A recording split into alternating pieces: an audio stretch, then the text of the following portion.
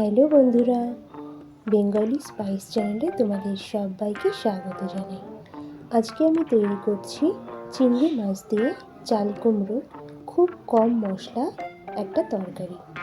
তাহলে চলো রেসিপিটি তোমাদের সাথে শেয়ার করা যাক। এর জন্য প্রথমে আমি চাল কুমড়োটাকে খোসা ছাড়িয়ে ধুয়ে বড় বড় টুকরো করে কেটে নিয়েছি।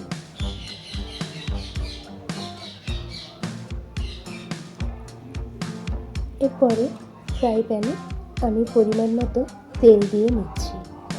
এখানে আমি 4 টেবিল চামচ তেল ব্যবহার করছি।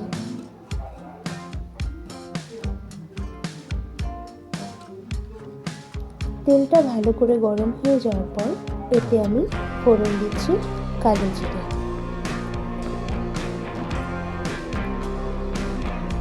আর এখানে দেখো বড় বড় চিংড়ি মাছগুলো বেছে নুন হলুদ দিয়ে ম্যারিনেট করে রেখেছি।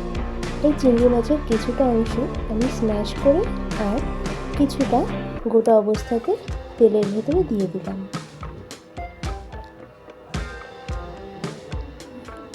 এবার খুব কম সময়ের জন্য চিংড়ি মাছগুলোকে আমি ভেজে নেব।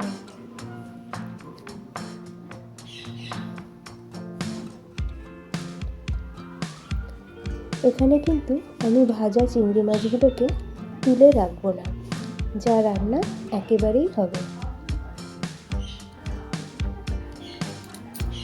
চিংড়ি মাছগুলো প্রায় ভাজা ভাজা হয়ে গেছে। এবার এর ভেতরে দিয়ে দিলাম 2টো চেরা কাঁচা লঙ্কা।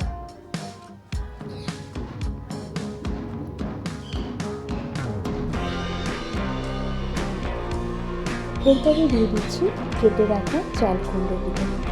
চাল কুমড়োটা ভীষণই কচি ছিল, তাই আমার কিন্তু বীজ ফেলে দিতে হয়নি, পুরোটাই দিতে পেরেছি। তো এরপরে ভালো করে চাল কুমড়োটা ভাজা চিংড়ির সাথে ভালো করে মিশিয়ে নিচ্ছি। দিয়ে দিচ্ছি পরিমাণ মতো নুন,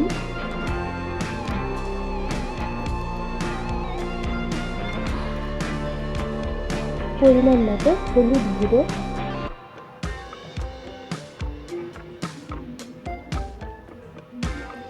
আর দিয়ে দিচ্ছি সামান্য ধনে গুঁড়ো।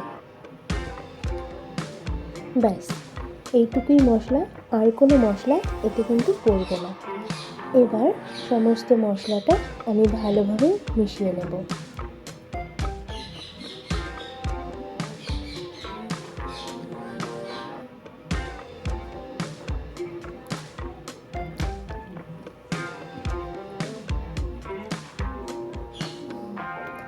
মশলাগুলো ভাজা ভাজা হয়ে গেছে। চাল কুমড়োটাও কিন্তু একটু সফট হয়ে গেছে। এবার আমি এতে দিয়ে দেব পরিমাণ মতো জল। যে বাটিটাতে চিংড়ি মাছ ম্যারিনেট করে রেখেছিলাম সেই বাটিটা ধুয়েই এখানে জলটা দিয়ে দিলাম। প্রথমে জলটা একটু বেশিই দিচ্ছি চাল কুমড়োটা পুরো সুসিদ্ধ হওয়ার জন্য। ঝোলটা ফুটে উঠলে আমি গ্যাসের ফ্লেমটা কমিয়ে দিয়ে এটাকে চাপা দিয়ে দেব।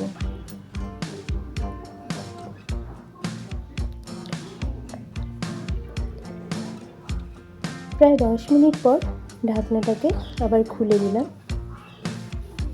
দেখো এখানে চাল কুমড়োটা কিন্তু সেদ্ধ হয়ে গেছে। তবে এখানে যে পরিমাণে গ্রেভি আছে এতটা গ্রেভি রাখবো না, তাই আর একটু জল দিয়ে এটাকে কমিয়ে নেব। ব্যাস, চাল কুমড়ো চিংড়ির তরকারি কিন্তু আমার একদম রেডি।